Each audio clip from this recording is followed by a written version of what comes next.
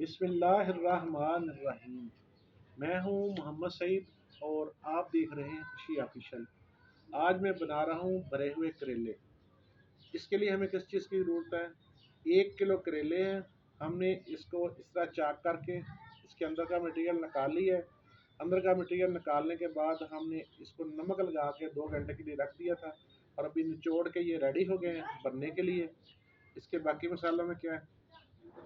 बाकी चीज़ों में इसके ये आलू हैं बारीक कटे हुए 2 से 3 अदद, प्याज है तो 4 अदद, तकरीबन 4 से 5 अदद बड़े साइज़ के टमाटर हैं और 3 सब्ज़ मिर्चें हैं और ये 1 कटोरी जो है वो बेसन है।